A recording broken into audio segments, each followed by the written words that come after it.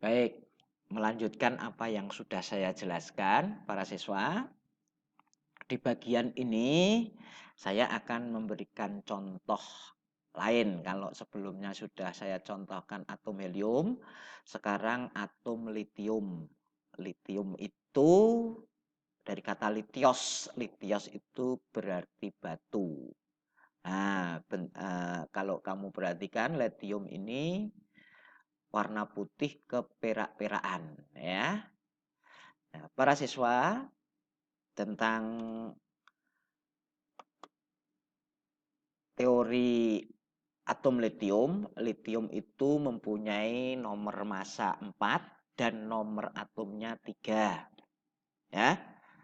Sehingga dari litium karena mempunyai nomor atom 3 berarti protonnya jumlahnya ada 3 dan itu terdapat di inti atom dan kemudian elektronnya juga ada 3 dan elektron itu akan mengisi orbitnya ya. Di samping inti atom ada proton sejumlah 3, berarti neutronnya tadi nomor masanya 6, nomor atomnya 3, berarti 6 dikurangi 3 sama dengan 3, berarti neutronnya juga ada 3. Ini sebagai inti atom ya. Ini pada litium. Nah, kalian perhatikan di orbit pertama tadi, orbit pertama ingat ya konsep atom menurut Niels Bohr bahwa orbit itu diisi oleh 2 n pangkat 2 ya. N-nya menunjukkan orbit. Orbit pertama berarti jumlahnya 2 kali 1 pangkat 2 berarti 2. Orbit pertama ini terisi 2 elektron. Ya, 2 elektron. Kemudian orbit kedua itu isinya berapa? 2 n pangkat 2 berarti 2 kali 2 pangkat 2 berarti 8. Ya, padahal nomor atom litium elektronnya 3. Sudah diisi di orbit pertama 2, sisa 1 tinggal 1. Padahal di orbit kedua ini mestinya 8. Nah, berarti ada kurang 7. Kalau kurang 7, ya, bisa dikatakan kurang 7, bisa dikatakan lebih 1. Nah, dalam menatakan kelebihan atau kekurangan, yang paling sedikit sebagai acuan. Maka atom litium ini memiliki kelebihan elektron sebanyak 1. Nah, sebanyak 1. Berarti karena kelebihan elektron, maka litium bermuatan apa? Bermuatan negatif. Ya, atom litium itu bermuatan negatif. Muatannya berapa? 1. Nah, karena kelebihan elektron sebanyak 1. Maka atom litium ini bermuatan negatif 1.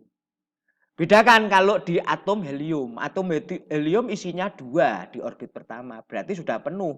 Kalau sudah penuh berarti atom helium ini berarti netral. Dia tidak kurang elektron, tidak lebih elektron. Maka atom helium tidak bermuatan. Tapi kalau litium kelebihan 1 elektron. Maka atom helium ini dinyatakan sebagai atom bermuatan negatif.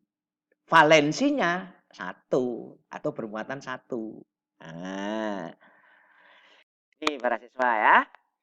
Nah, muatan listrik pada atom. Nah, di sini ada natrium dan ada klor. Ya. Ini bisa berpindah. Ya, saya ulangi. Di sini bisa berpindah. Ada aliran elektron. Aliran elektron itu seperti apa? Kalau kamu mengibaratkan orang mencari utang itu dari mana? mesti orang yang tidak punya ke yang punya. Kan gitu ya kalau saya ibaratkan ya. Boleh utangan kok malah moron yang ngono wong melarat iku ya ora ono. Ya. Boleh utangan ya cari orang yang kaya kan gitu. Nah, kamu tahu muatan negatif dengan muatan positif itu besar mana? Besar muatan positif. Berarti elektron itu perginya dari mana? Dari elektron itu ya, dari potensial rendah ke potensial tinggi. Ya, itu muatan listrik pada atom. Nah, di sini natrium ini akan mengalami kehilangan elektron pada ya, maka natrium kekurangan elektron dan natrium ini menjadi bermuatan positif. Karena dia melepaskan elektron. Ya. Sedangkan klor ini menerima elektron, maka klor akan mengalami kelebihan elektron dan klor ini akan menjadi bermuatan negatif. Ini bagaimana proses perpindahan elektron. Sehingga akan terjadi ikatan. Ya. NaCl, natrium klorida. Ya. Muatan listrik pada benda. Muatan listrik pada benda. Nah, ini saya ambil contoh penggaris plastik yang digosok dengan rambut. Ya, ini dapat menarik bulu ayam. Nah, ini sering ya. Kamu menggosok, kalau di SD dulu biasanya penggaris kamu gosokkan ke rambut bisa menarik kertas. Ini sama. Nah, bagaimana proses memberikan muatan listrik pada benda? Nah, plastik ini kamu gosok. Ya, sebelumnya keduanya netral. Di sini ada plastik dengan wool. Keduanya sebelum digosok itu netral. Setelah digosok plastik, ya, ini menyebabkan penggaris plastik, ya, penggaris plastik yang digosok dengan kain wool, maka penggaris plastik akan menjadi bermuatan listrik negatif. Karena apa? Karena elektron kain woolnya itu berpindah ke plastik. Nah, perhatikan di sini ada kaca digosok dengan sutra. Nah, itu sebelumnya digosok netral. Nah, ya.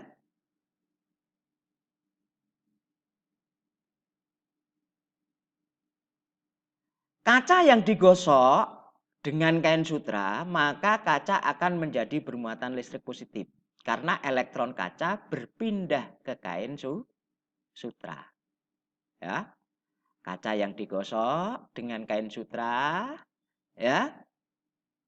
Kaca ini akan bermuatan listrik positif. Karena apa? Karena elektronnya berpindah dari kaca ke kain sutra. Nah,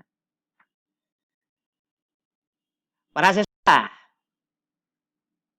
bagaimana interaksi antara muatan listrik? Ya, interaksi muatan listrik. Kalau ada dua benda, duanya bermuatan positif. Nah, maka akan terjadi gaya tolak menolak. Ya. Jadi, muatan sejenis bila didekatkan saling tolak menolak. Sekarang, kalau plastik didekatkan dengan kaca. Nah, ini akan tarik menarik. Kalau ada dua benda memiliki partikel yang berbeda, saling didekatkan, maka akan terjadi gaya tarik menarik. Dengan kata lain, muatan tidak sejenis bila didekatkan, saling tarik menarik. Nah, di sini diberikan konsep hukum Coulomb. Seberapa besar gaya tarik, menarik, atau gaya tolak menolak dari kedua muatan tersebut. Kalau positif-positif, muatan pertama didekatkan dengan muatan kedua, ini tergantung dari beberapa faktor. Ya, faktor yang pertama adalah muatannya. Nah, faktor yang pertama adalah muatannya.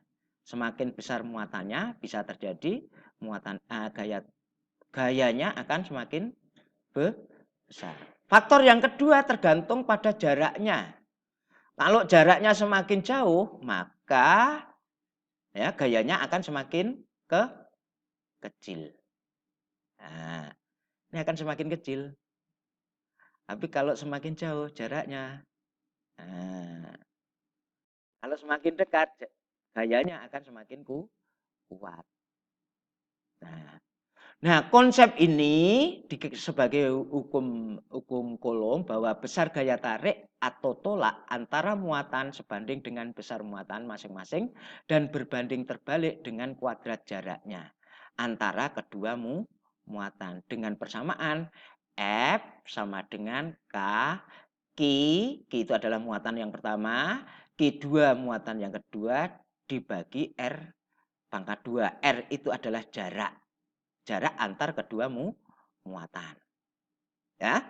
F itu gaya satuannya Newton, Q muatan satuannya Coulomb, R itu adalah jarak satuannya meter, K itu adalah ketetapan atau konstanta yang besarnya 9 kali 10 pangkat 9 Newton meter pangkat 2 per Coulomb pangkat 2.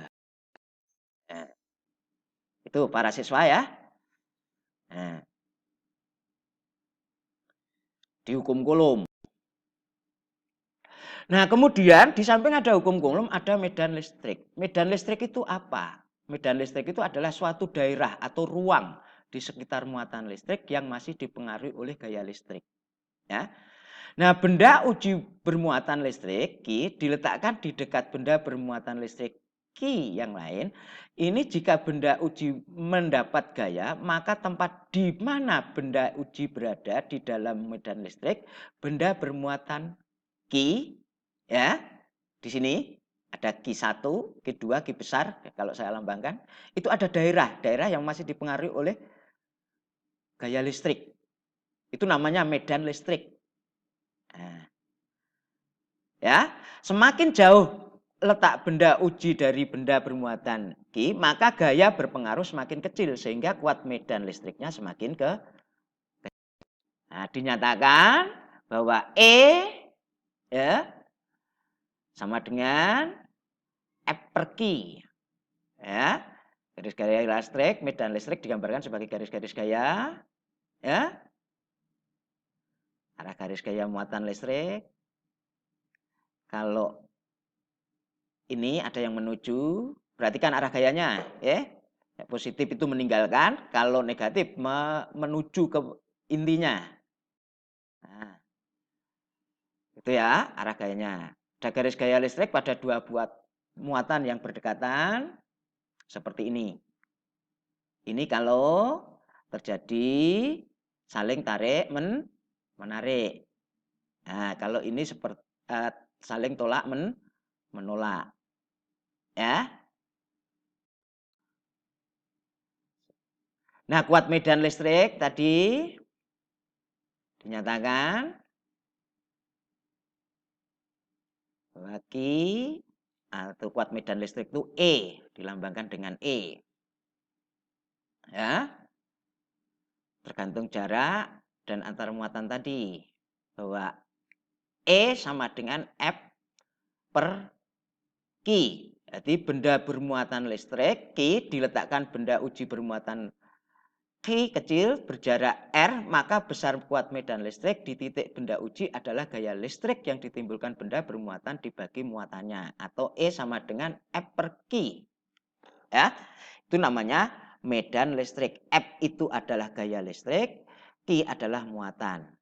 Ya, E sama dengan K Q per R pangkat 2 per Q. Q-nya hilang, berarti K Q per R pangkat 2. Ya, bisa dipahami para siswa?